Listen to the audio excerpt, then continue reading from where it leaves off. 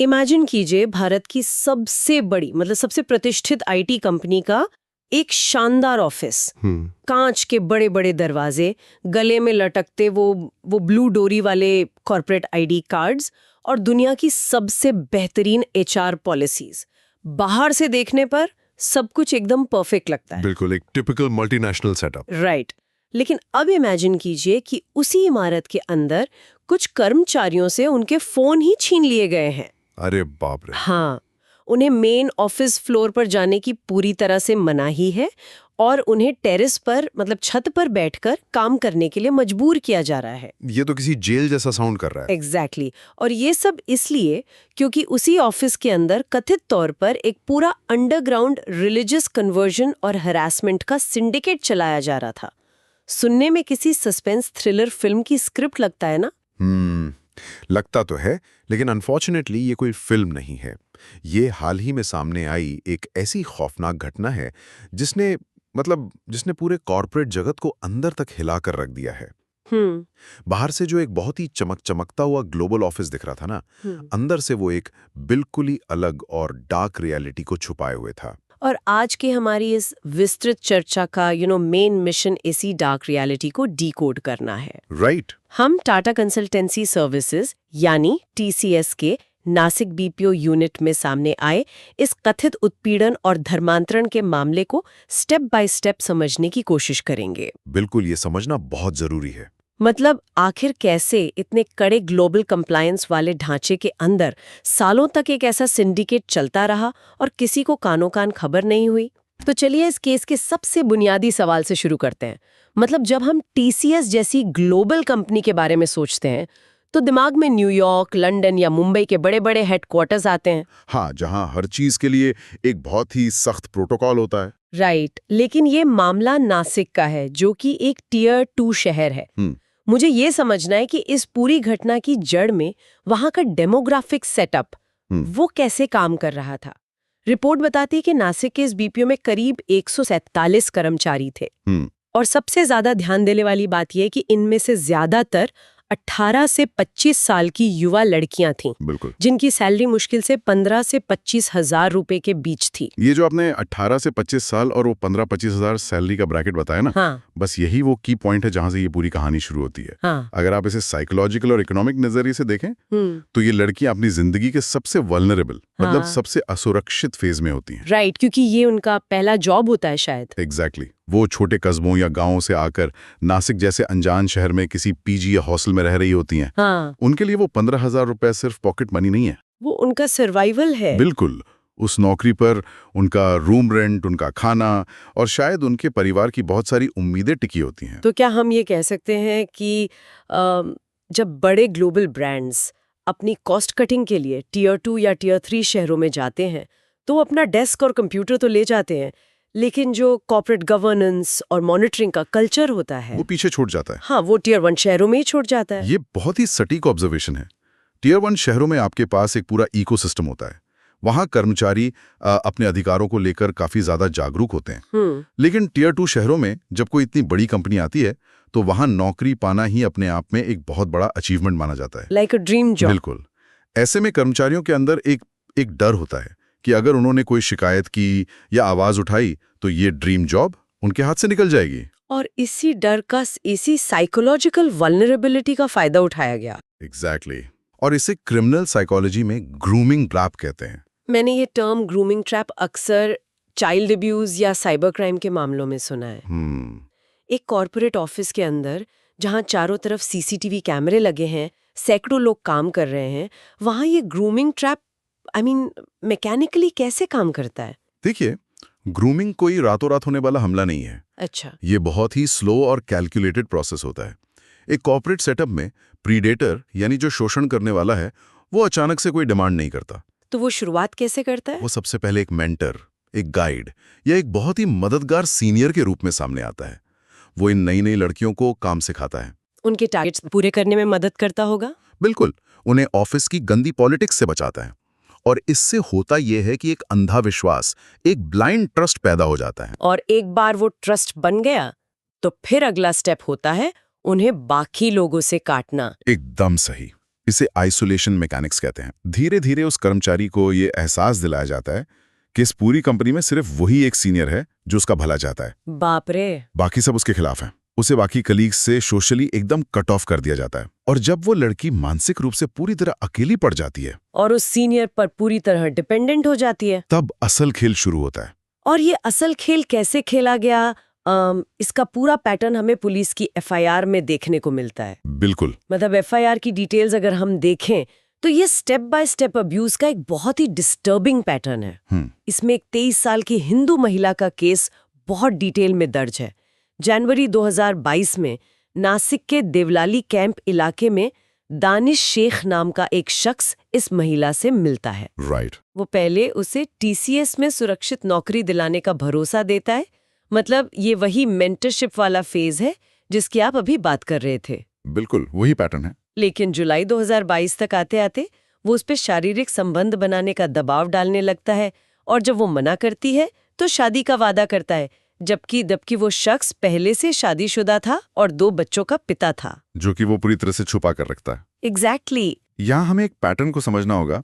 ये एक क्लासिक तरीका है जहां अपनी प्रोफेशनल पावर का इस्तेमाल पर्सनल फेवर के लिए किया जा रहा है। लेकिन इस केस में जो चीज इसे एक अलग ही लेवल पे ले जाती है वो है एक तीसरे इंसान की एंट्री। आप तौसीफ अख्तर की बात कर रहे हैं। हाँ, तौसीफ अख्तर जो कि 36 साल का एक टीम लीडर था। पुलिस रिपोर्ट बताती है कि तौसीफ किसी धार्मिक यात्रा से लौटने के बाद अचानक बहुत रेडिकलाइज्ड हो गया था। मतलब कट्टर विचारों वाला। ओके। कैसे एक पर्सनल अब्यूज का मामला एक सिंडिकेट में बदलता है। तौसीफ ने उस 23 साल की महिला को ब्लैकमेल करना शुरू कर दिया। उसने क्या धमकी दी? उसने धमकी दी कि अगर उस महिला ने उसकी बात नहीं मानी तो वो दानिश के साथ उसके जो भी रिश्ते हैं उसकी बात उसके परिवार वालों को बता देगा। My God. और यहीं से ये पूरा केस एक अजीब सा, एक बहुत ही डार्क टर्न ले लेता है। बिल्कुल। जो मामला एक वर्कप्लेस हैरासमेंट का था, हाँ। वो अचानक से एक रिलीजियस प्रेशर में बदल गया। मतलब बयानों में दर्ज है कि इसके बाद इन महिलाओं पर कथित तौर पर नमाज पढ़ने, बीफ खाने और रमजान में रोजा रखने का दबाव डाला जाने लगा। हिंदू देवी देवताओं पर बहुत ही आपत्तिजनक टिप्पणियां की जाने लगी। लेकिन मुझे यहाँ एक बात समझ नहीं आ रही है। क्या? अगर कोई लड़की ये सब मानने से इनकार कर दे तो एक टीम लीडर उसका क्या बिगाड़ लेगा? एफआईआर में लिखा है कि वर्कलोड को हथियार की तरह इस्तेमाल किया गया। राइट। मेरा सवाल ये है कि एक आईटी कंपनी में जहां सब कुछ सिस्टम जनरेटेड होता है, वहां वर्कलोड को एक हथियार, एक वेपन कैसे बनाया जा सकता है? ये समझने के लिए हमें बीपीओ इंडस्ट्री के ऑपरेशनल मैट्रिक्स को समझना होगा। ओके। बीपीओ में एक जूनियर एजेंट के लिए उसका टीम लीडर ही उसका सब कुछ होता है। सिस्टम भले ही ऑटोमेटेड हो, लेकिन शिफ्ट्स का रोस्टर, यानी कौन सी शिफ्ट किसे मिलेगी, ये टीएल तय करता है। ओहो। अगर कोई लड़की बात नहीं मान रही है तो उसे लगातार back to back night shifts दे दी जाएंगी। उसके जो छोटे छोटे ब्रेक्स का टाइम होता है वो काट लिया जाएगा। मतलब उसे एग्जॉस्ट कर दिया जाएगा। बिल्कुल। और बीपीओ में एएचटी यानी एवरेज हैंडलिंग टाइम और क्वालिटी स्कोर बहुत मायने रखता है। एक टीएल बड़ी आसानी से उन कॉल्स या डेटा एंट्री को रिजेक्ट कर सकता है जो उस एजेंट ने की हैं, जिससे उसका क्वालिटी स्कोर एकदम गिर जाएगा। एग्जैक्टली। मतलब आप कंपनी के सिस्टम के रूल्स का ही इस्तेमाल करके उसी सिस्टम के कर्मचारी को टॉर्चर कर रहे हैं। और जब आपका क्वालिटी स्कोर गिरेगा तो आपकी छुट्टियां कैंसिल कर दी जाएंगी। आपका अप्रेजल यानी जो सालाना इंक्रीमेंट होता है वो रोक दिया जाएगा। आपको परफॉर्मेंस इंप्रूवमेंट प्लान यानी पीआईपी में डाल दिया जाएगा, जिसका सीधा मतलब होता है कि नौकरी से निकाले जाने की तलवार लटक गई। बिल्कुल। अब सोचिए, एक 20 साल की लड़की जो अपने परिवार की आर्थिक जिम्मेदारी उठा रही है, राइट। उसके लिए ये वर्कलोड और ये खराब रेटिंग्स किसी फिजिकल टॉर्चर से कम नहीं है।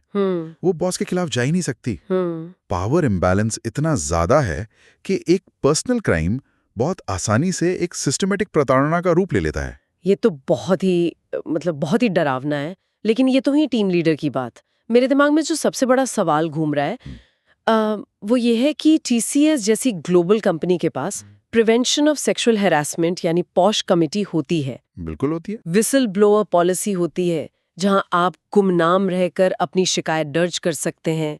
ग्लोबल एथिक्स हॉटलाइन होती है। ये सारे सिस्टम्स, ये सारे बड़े बड़े कंप्लायंस चेक्स एक साथ फेल कैसे हो गए? मतलब कोई ना कोई तो अलार्म बजना चाहिए था ना। देखिए, कोई भी अलार्म तब बजता है जब उस अलार्म का बटन दबाने की एक्सेस आपके पास हो। और यहाँ पर एंट्री होती है एचआर की। ओके। एक कॉर्पोरेट संस्था में एचआर वो दीवार है जो कर्मचारियों को बचाती है। लेकिन अगर वो दीवार ही गिर जाए तो कोई पॉलिसी काम नहीं करती। और इस केस में वो दीवार थी Nida Khan, HR manager. Exactly. जो रिपोर्ट्स में सामने आया है उसके मुताबिक निदा खान बैठती तो पुणे में थी, लेकिन नासिक के इस BPO का पूरा कंट्रोल उनके हाथ में था। टीम लीडर्स के बीच वो कथित तौर पर लेडी डॉन के नाम से जानी जाती थीं। लेडी डॉन, बिल्कुल। आरोप बहुत ही गंभीर है कि निदा खान ने लड़कियों की शिकायतों को पूरी तरह से इग्नोर किया, उन्हें डराया धमकाया और यहाँ तक कि कथित तौर पर खुद हिंदू लड़कियों को नमाज पढ़ने के लिए मोटिवेट किया। देखिए, कॉर्पोरेट पॉलिसीज बाय डिजाइन, यानी कागजों पर कितनी भी अच्छी क्यों ना हो, उनका असली टेस्ट उनके एनफोर्समेंट में होता है, यानी उन्हें ग्राउंड पर लागू कैसे किया जा रहा है। अगर ग्राउंड लेवल पर बैठे HR और टीम लीडर्स मिलकर एक नेक्सस, एक गठजोड़ बना लें, तो ऊपर मैनेजमेंट तक कोई भनक पहुंच ही नहीं सकती। बिल्कुल नहीं पहुंच सकती। जो कर्मचारी डरे हुए हैं वो सीधे ग्लोबल हेड को ईमेल नहीं करेंगे, वो डर के मारे अपने लोकल HR के पास जाएंगे। राइट। और जब लोकल HR ही आरोपियों के साथ मिला हो तो पूरा का पूरा ग्रीवांस रिड्रेसल सिस्टम, यानी जो शिकायत निवारण तंत्र है, वो पूरी तरह कोलैप्स कर जाता है। उस मौजूदा महिला कर्मचारी का जो एक इंटरव्यू पब्लिश हुआ है, वो इस कोलैप्स की सबसे डरावनी तस्वीर पेश करता है। उस महिला ने बताया कि उन्हें और कुछ अन्य कर्मचारियों को मेन ऑफिस, जिसे ODC या ऑफशोर डेवलपमेंट सेंटर कहते हैं, वहां जाने की इजाजत ही नहीं थी। हाँ। उन्हें टेरेस पर या कैफेटेरिया में बैठकर काम करने के लिए मजबूर किया जाता था। एक IT कंपनी में किसी को ODC से बाहर कर देना बहुत बड़ी बात है। बिल्कुल। ODC वो जगह होती है जहां असली काम होता है, जहां बाकी कलीग्स होते हैं, जहां कैमरास का सर्विलेंस होता है।